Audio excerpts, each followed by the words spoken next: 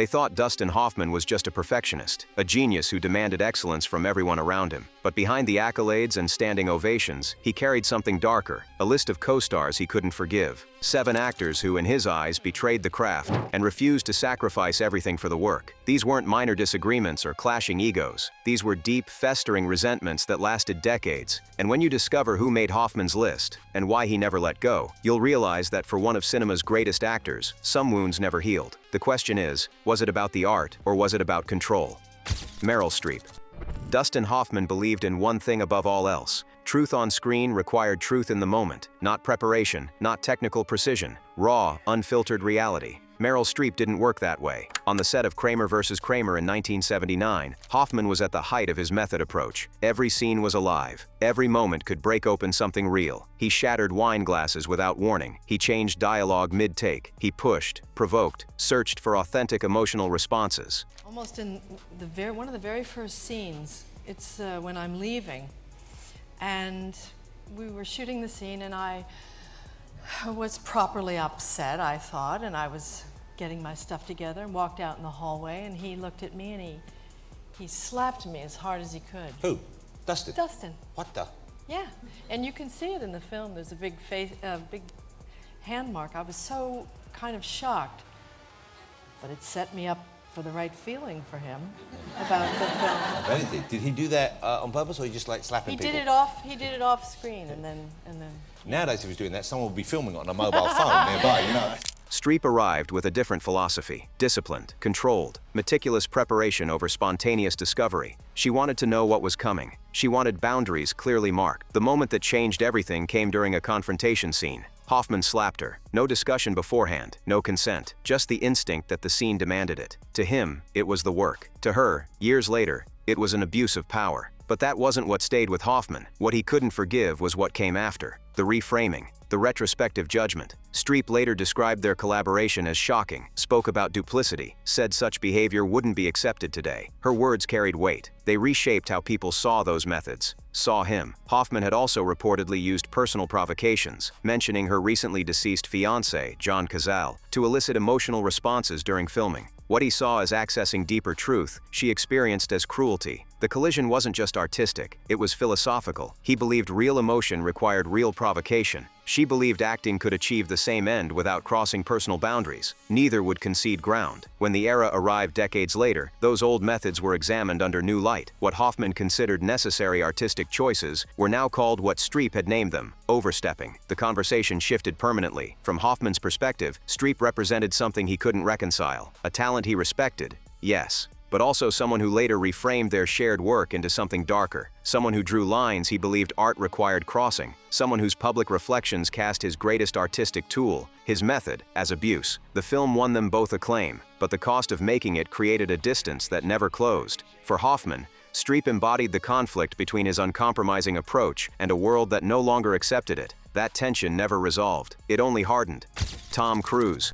Dustin Hoffman spent months preparing for Raymond Babbitt. He studied autism in clinical detail, visited institutions, observed patients, built the character from medical reality, not Hollywood interpretation. My little sister, who's here, Cass, we were at a restaurant, you know, I was eating at a table, and she goes, "There's Dustin Hoffman."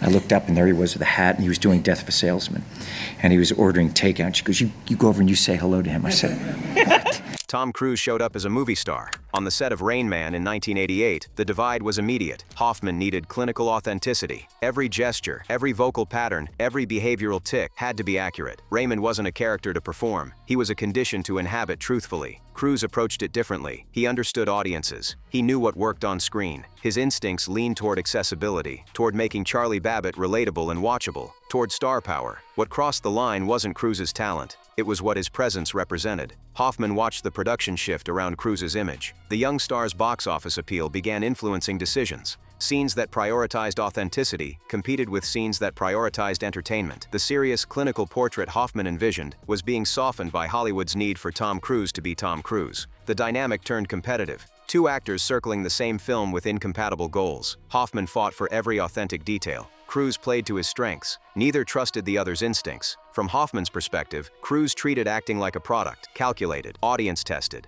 built for maximum appeal rather than maximum truth. It wasn't about craft.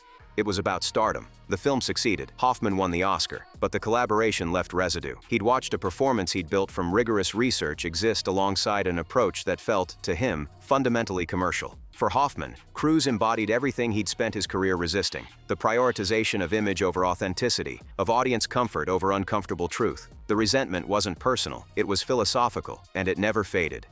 Warren Beatty. Dustin Hoffman came to Ishtar in 1987 expecting a director and a co-star. What he got was Warren Beatty, the producer star. That distinction mattered. Beatty held dual power on set. He could override creative decisions. He controlled the budget. He influenced director Elaine May's choices. And he operated with a relaxed confidence that Hoffman found maddening. It's like critics have a thing about, like, you know, spending a lot of money on comedies. It seems obscene to them. Yeah. What happened with this film? Like, where did the budget go south? Well, where the budget kind of went south for the most part was the fact that like Warren Beatty and Dustin Hoffman kind of like had their full freight on the movie. So Dustin Hoffman got his big salary, Warren Beatty got his big salary, and so now— And all the accoutrements that go with. Where Hoffman demanded structure and purpose in every scene, Beatty worked differently, slower, more concerned with how things looked than how they felt. He'd spend time on his appearance, on his angles, on maintaining the Warren Beatty image audiences expected. The production spiraled. They shot in Morocco instead of the US to access frozen Coca-Cola funds. May's meticulous process required endless takes. Costs exploded, delays mounted, studio leadership changed mid-production, and the new regime, already hostile to both stars, withdrew support. What crossed the line wasn't the chaos, it was Beatty's approach to it. While Hoffman fought for the work, Beatty seemed more invested in control than craft. He argued with May over editing. At one point, May left the set entirely. Both actors threatened to walk if the studio fired her, forcing the studio to keep May on. But the damage was done. From Hoffman's perspective, Beatty's producer role compromised his actor role. He couldn't fully commit to the performance because he was managing too many other concerns. The vanity-driven focus on image diluted the work ethic Hoffman demanded from collaborators. Then the film released. Critics savaged it. Audiences stayed away. Ishtar became a punchline, not just a failure, a symbol of Hollywood excess and miscalculation. The film's reputation overshadowed everything they'd attempted. For Hoffman, the failure wasn't just financial, it was creative. He'd invested in a project led by someone whose priorities seemed fundamentally misaligned with serious work. Beatty's relaxed, image-conscious approach had contributed to one of cinema's most notorious disasters. There was a personal element too, a minor rivalry about their off-screen reputations, about who had lived harder, who had broken more rules. Hoffman once joked that while Beatty had the womanizer reputation, Beatty claimed Hoffman actually outdid him. It was lighthearted on the surface, but it revealed an underlying competitive tension. The relationship never recovered. Ishtar exposed differences that couldn't be reconciled. Beatty represented Hollywood vanity. Hoffman represented commitment. The collision produced wreckage, and Hoffman never forgot who was driving. Laurence Olivier. Dustin Hoffman arrived on Marathon Man in 1976 carrying the torch of method acting. Olivier represented something older: classical training, technical mastery, the British theater tradition. For a scene requiring exhaustion, Hoffman stayed awake for days. He needed to feel it genuinely. His character's fatigue had to be real, not simulated. When Olivier saw him looking ghastly and asked why, Hoffman explained his process. You started to make Queen Christina, the rumor has it, with Greta Garbo, and yet we all know that the finished film did not have you in it. Is there anything embarrassing connected with that? Not now. It was at the time very embarrassing. But Olivier's response became legend. "My dear boy, why don't you just try acting? It's much easier." The line was delivered as a joke. Hoffman later clarified that it came from concern about his personal exhaustion, not pure criticism of method acting. But the story took on a life beyond its intent. It crystallized a divide that had existed for decades between two schools of thought. That was the point of no return. What Hoffman couldn't forgive wasn't the comment itself. It was what the comment represented. Olivier had publicly reduced method acting, the approach that defined Hoffman's entire career, to unnecessary suffering, a lesser choice, something to be outgrown. The philosophical gap was unbridgeable. The audience could sense the difference between someone pretending to be exhausted and someone who actually was. Neither approach was wrong, but neither man would concede that to the other. The story spread through Hollywood. Olivier's quip became shorthand for skepticism about method acting. Every time someone questioned Hoffman's process, the intensity, the immersion, the personal cost, that line echoed. "Why don't you just try acting?"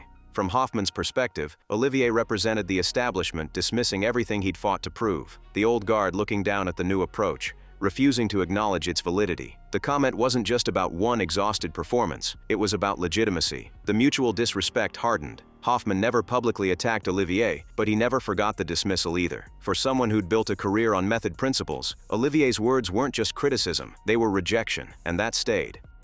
Robert Redford.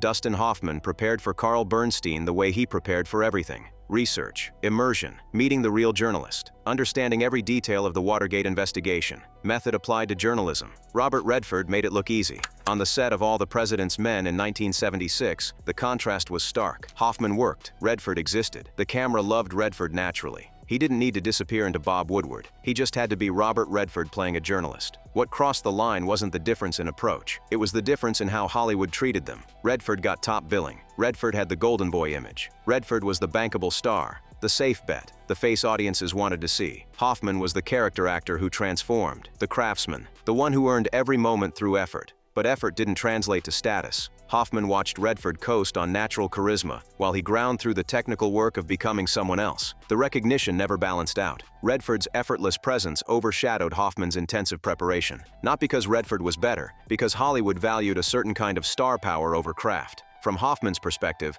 Redford represented unearned ease, the actor who didn't have to work as hard because he looked the part, the leading man whose screen presence compensated for everything else. It wasn't entirely fair. Redford had his own skills, his own preparation, but fairness wasn't the issue. Recognition was. The tension stemmed from insecurity Hoffman rarely admitted. He'd built a career on transformation, on disappearing into roles. Redford built a career on being himself, elevated. Both approaches worked, but only one got the billboard priority. The resentment stayed quiet, professional, but it stayed. For Hoffman, Redford embodied the frustration of being the better craftsman in a system that rewarded something else entirely. That feeling never left. Jon Voight. Dustin Hoffman disappeared into Ratso Rizzo. Greasy hair, limp, tuberculosis cough, a complete physical and vocal transformation. Jon Voight played Joe Buck as Jon Voight with a Texas accent. On Midnight Cowboy in 1969, they were supposed to be partners, two actors building something groundbreaking together. But partnership required equal investment, equal transformation, equal risk. Look, with these gals that want to buy it, most of them are old and dignified. Social register types, you know what I mean? They can't be trotting down to Times Square to pick out the merchandise. They gotta have some kind of middleman. And that's where old Daniel comes in, you know what I mean? I'm walking here! I'm walking here!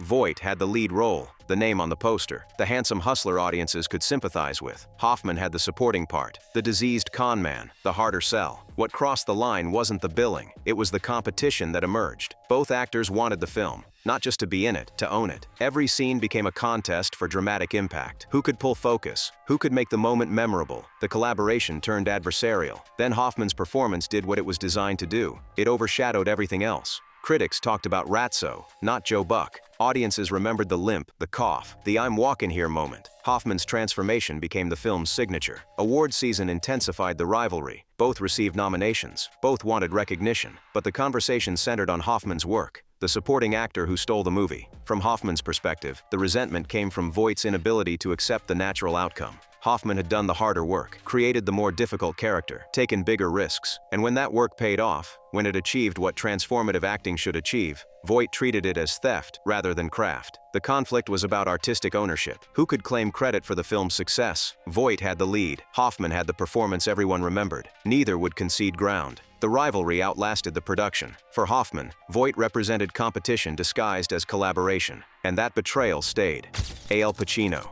Dustin Hoffman and Al Pacino rose together. Two intense New York actors in the 70s, both method-trained, both transformative, both building careers on raw, uncompromising performance were inevitable and relentless. Every role Hoffman took, critics mentioned Pacino. Every Pacino performance, Hoffman's name appeared in reviews. They became mirrors for each other, competing faces of the same movement. The industry needed them defined in relation to each other rather than on their own terms. What crossed the line wasn't the comparison itself. It was how their methods diverged within the same philosophy. Hoffman worked analytically, precision, research, building characters from observable details outward, controlled immersion. Pacino operated through emotional volatility, instinct, raw feeling, explosive unpredictability. He combusted where Hoffman calculated. Both approaches were methods, both were valid, but Hoffman watched Pacino's wilder style get romanticized as more authentic, more dangerous, more purely artistic, as if emotional chaos was superior to intellectual construction. The rivalry became personal in small ways.